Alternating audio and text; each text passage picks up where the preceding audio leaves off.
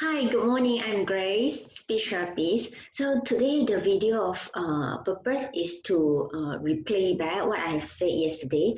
I just replayed the Facebook Live yesterday, and then the screen is not really as good as I expected. So I came to redo again the presentation through the Zoom application so that you can have a look at the slide also, and then you can get a better information in a better quality. So in case you have watched the Facebook Live, I think this is the better version for you to revise what I have said in the webinar in our company. So let's start.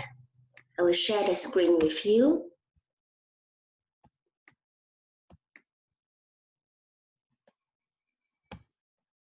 Okay, so here is our slide.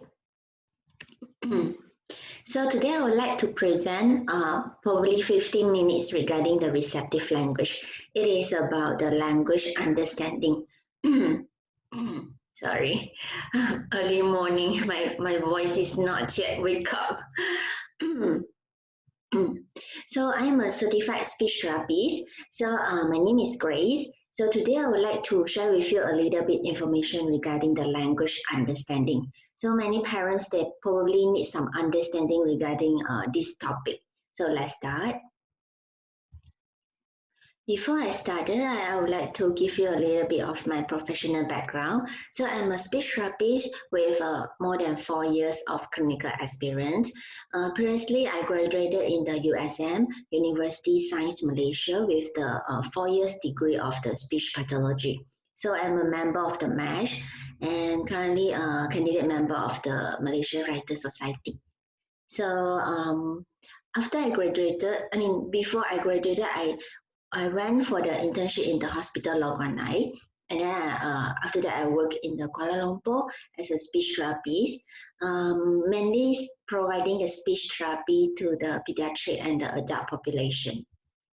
So that is our core job for the speech language therapist.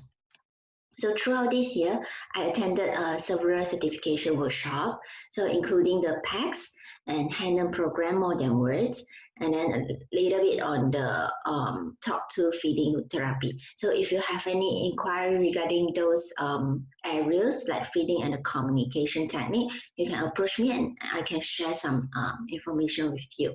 So currently, I'm on my own practices.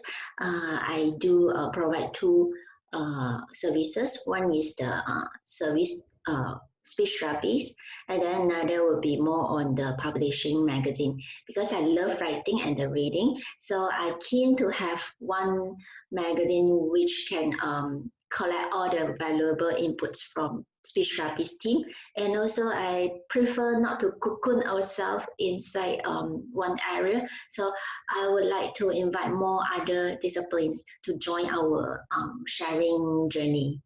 So that is our ambition. And then, so currently I'm studying the MBA and really enjoy to share information to the public. So let's start. Just a quick reminder that the presentation will be more on the general information sharing. If you are, because the main thing about the presentation is sharing for the public education. If you're keen to go for like parental education, which we can offer you a customized information like therapy plan, we will highly recommend that an assessment will be a need, is a mandatory. And then we need to understand your child's condition first before we tailor any further therapy plans so that we can work together, and then the therapy will be much more targeted to improve your child's information, communication information and the communication skill. Okay. So receptive language, another word is that to the child's ability to understand words and the sentences. So in other words will be language understanding. So in Malay will be kefahaman bahasa. So different age of group of the child, they display it differently. For example, For an infant like 3 months old, probably she will display like when we say da da da, and then that she look at us, and then I think another example would be better. For example, like 10 months old baby or 12 months old baby, when you ask her, where is mama? Where is mama? If she understand, and then she will display it by having the eye contact with mama, looking for mama, or if she can point, and then she will point to mama to indicate that she understands the word mama. So for the 12 months old baby, they display it through the nonverbal gesture. However, if, for example, like 2 to 3 years old child, when you ask her, where is mama? And then she probably will display it through the verbal language. Like she will say, mama is over there. And then she point to mama and then she say the words out. So there is the different age group of children that will display it in a different manner. Another one is different ways to show their understanding.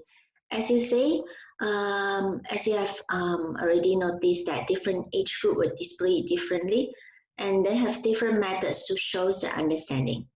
And the level of the capability of their understanding will be different as well. For example, like 1 year old baby, they can understand very simple question, but like 5 to 6 years old child, they will understand a much more abstract concept. For example, like proposition, reasoning skill, and also sequencing skill. Like they will understand what is happen next after this event. So they have a better capability of the understanding. Because understanding they have the hierarchy, so different age group will have a different type of understanding. And we also emphasize on the pre-verbal skill, like for example, joint attention, which are all the foundation for the language building. So next one will be depends on the language familiarity. For example, like for a Mandarin speaking family, if you ask the children inside the family a question in the Mandarin language, then she probably can give you a better response. But if you ask her in an English version, probably she can't really understand what you are trying to ask, and she probably doesn't really know how to answer you. So it depends on the language familiarity. And we also say it as the dominant language. Because currently we have different languages in our family, like we use Cantonese, English, and Hokkien, and Mandarin all together. So multilingual language environment, it will also influence the receptive language. So there is another topic that we can talk about that. And depends on the communication partner. Here you go, depends on communication partner. So communication partner is actually as you see from the words, it will be the partner that communicate with us. So that's why we call them as a communication partners. It can vary. The range can be wide. For example, can be range from peers. For kids, the communication partners can range from peers to teacher to family member, close family members, or can be relative, or can be a different person like the salesman in the shopping mall, or restaurant like hawker owner. So the communication partner can be different. It also depends on the setting. So for example, like when a teacher who is not really close with the child asks her the question, she probably will be shy and she wouldn't respond very well. She doesn't have so much initiation of the communication. However, if she has a best friend, and then when best friend asks her the question or show her something, and then she probably can respond in an immediate way. and also in a much more better and comprehensive way. So the speed and the richness of the response will be totally different, depends on the communication partner. And then last one will be depends on the condition of the child. So it depends, for example, like when the child is sick or having fever, cough, flu, or just woke up or feel very full or hungry. So they all will affect the receptive language at that moment. So that's why when we are having the assessment, we keen to get more information. We have a wide data collection. Like we would like to know more. How does the child communicate in the home setting, in the school setting, in the clinic setting, so that we can have a better understanding on the condition of the child and also a better understanding on the language ability of the child. So it would prevent the wrong diagnosis or wrong treatment direction. Okay, so these are all under the receptive language, the language understanding. I think in this period when you are staying at home, it doesn't really have to be a misery, and you can try to use this. It's like a luxurious. It's a luxury, and then you can use this opportunity to try to observe your child's responses if they don't understand your words or languages. So, for example, like for the kids, if they don't understand what you are saying, then probably they will turn away. They will probably ignore your question, and then you have to like ask the question and then answer by yourself. They probably will ignore the question, probably because of their attention is not that concentrated, and probably their receptive language is not that good. So, in other words, if they are trying to, if they have a strong willingness to respond to you, they probably will give you the answer, but inaccurately. So, in other way, they probably give you an inappropriate answer. For example, like you ask, where is apple? And probably he will take the orange and give to you. That would be an answer, but inappropriate or inaccurate. So sometimes when a kid is trying to communicate with you and the answer given is not as good as we expected, or is not really is out of topic, then probably she don't understand what you are saying. That would be one of the reasons. So in the communication cycle, we consider we consisting of a lot of things. It's like a communication tree and have different branches that we want to take on. So including the understanding the receptive language, the production, we will say how does he express himself?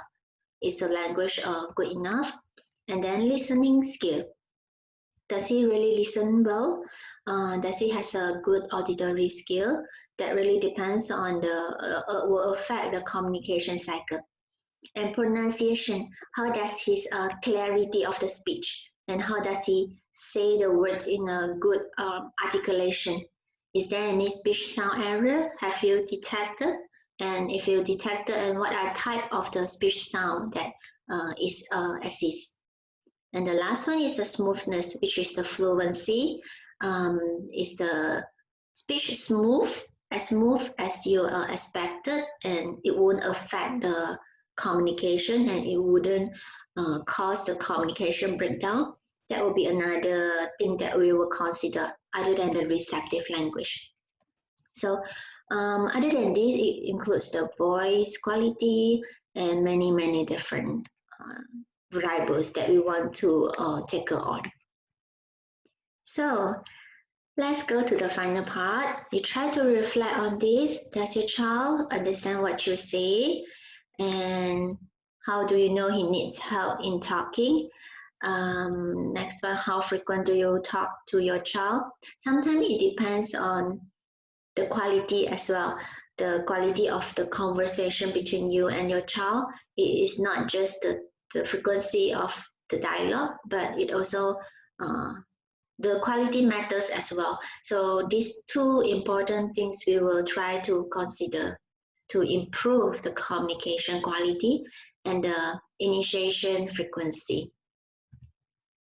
So, okay, last one will be speech therapist perspective. The ST here is speech therapist perspective and parents' perspective. Sometimes parents will come to me and then they say, my child is not speaking, is not saying words. Is he showing delay? So there will be like a quite straightforward conclusion. It's too soon to reach that conclusion. For speech therapists, we will try to collect as much data as we can, and communication is a big umbrella for speech, sound, pronunciation, languages, and voice and fluency, and many other variables. So many components. We will try to see the child as a whole. So it's not just about the languages. We also need the OT, occupational therapist, how to look at the sensory integration aspect. So many other things like medical diagnosis. So we would think more rather than just one aspect, and we try to figure out what is the root cause, and we want to help the child to understand the condition, and also we want to help the parents to understand the communication ability. So we see a lot of things, but parents probably it would be good for parents to understand from our perspective so that we are on the same page when we are in a therapy rehabilitation. That would be work well for the child language and communication development. So hence we are keen to go for the parental training. Parental training is totally different from the webinar in terms of the quality and the comprehension. I mean, parental training will be much more comprehensive compared to the webinar. Webinar, for example, like today, what I shared is very general. You understand what is receptive language. Those data you can find online, or you can ask a very general, I would say you can get it very general way. But if speech therapy will be much more customized to your child. For parental training, we have that purpose. So we want to look at your child as a person, and then we want to find out what is his communication ability, and we try to fit the knowledge into your child. And when you are applying the technique, we want to see the interaction between parents and the child and then see whether it's fit or not. And then after that, we try to work on that. So it will be much more suitable for you and your child only. So it's not just general, we dive inside the communication sea that we can explore together. So that is the aim for the parental training. So many parents ask me, what is the differences between your webinar and a parental training? So there is a differences in terms of the depth of the knowledge, and also in terms of the compatibility of you and your child. So we want to tackle more on the two aspects. Okay, so I will conduct this parental training for this topic, communication. These are all the subtopic under the communication parental training. If you are keen, you let me know. I will share with you a bit more, and then what we emphasize is the follow-up after the parental training, and it is continuous, it's ongoing, and we won't stop because we want to see, we want to receive feedback, and we want to see whether you did do something on our consultation and our suggestion and recommendation, because we are still learning. So we want to see whether it's working or not, and then we want to first accumulate experiences. That would be very good for the for me as a speech therapist, and I want to help you in a good way. Okay, so there's a parental training. Okay, we reached the end of the presentation. So if you have a question, you can straight away call me. And this is our care line, 0111 606 2185. This is our Gmail. And because of the sharing information, we have the handout, therapy handout, speech therapy handout, and the speech therapy magazine. So speech therapy handout, sometimes I collaborate with other speech therapies center. So we collaborate and release the new therapy handout. So in this restricted movement period, we release the new series of the handout. If you need one, let us know. We can share with you and we can share our experiences with you. So this one is the Grace House magazine. It's our second issue. It talks more about the feeding and swallowing. Sometimes many parents that wouldn't know that for the child with the pediatric feeding disorder, like they have the picky eating behavior, and also have some different kinds of the feeding disorder. We actually, our expertise is on that part as well, other than the communication. So for this magazine, it's under our company, Grace House. So we released this in the September 2020, and now it's open for pre-order. This is the second issue.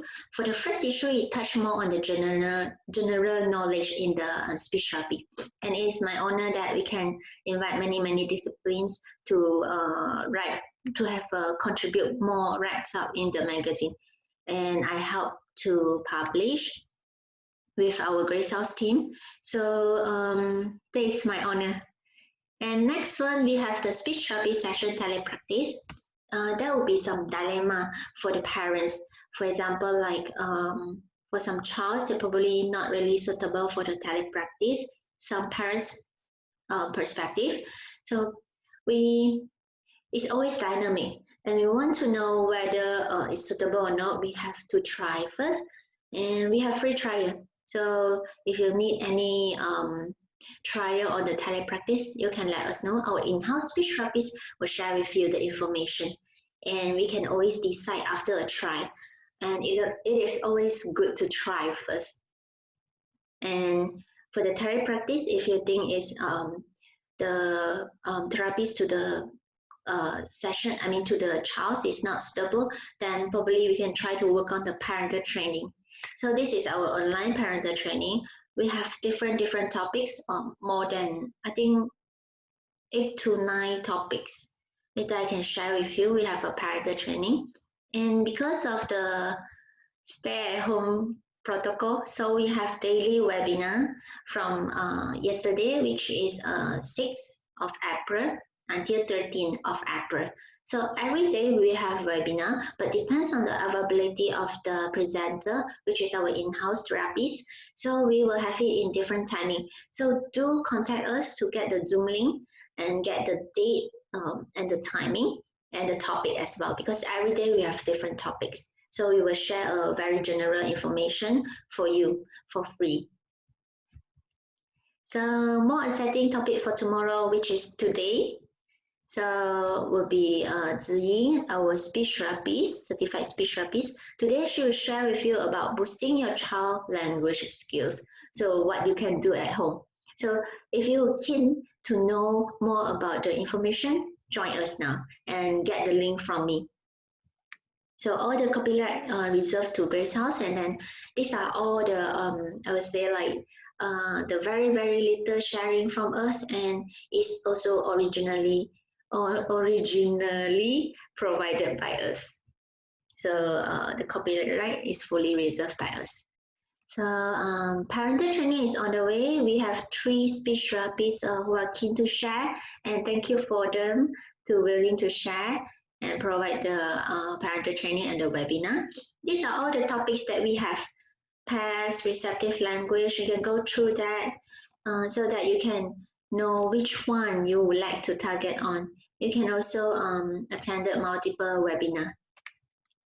Okay, so finally, thank you so much and stay safe. These are all our beloved therapists. We have Miss Farah, occupational therapist. She's still thinking of a topic to share with you, so stay tuned to our webpage. And Miss Guzi, speech therapist, and Miss Iman, speech therapist, Miss Rina, speech therapist. Oops, this one is, let me move a bit. Okay, Miss Shah, speech therapist. So these are all our team. Thank you so much for their help and for their contribution. and really appreciate their passion to share through the webinar. Even though in this period we all are very occupied with our work from home and probably and the work-life balance, but they are still afford the time and attention to join these investments. So I hope that you can learn more from that, and if there's opportunity, I will share with you. Okay, so I will stop the screen share. Okay, thank you so much, and have a good day, and see you soon later in 10 o'clock. Goodbye.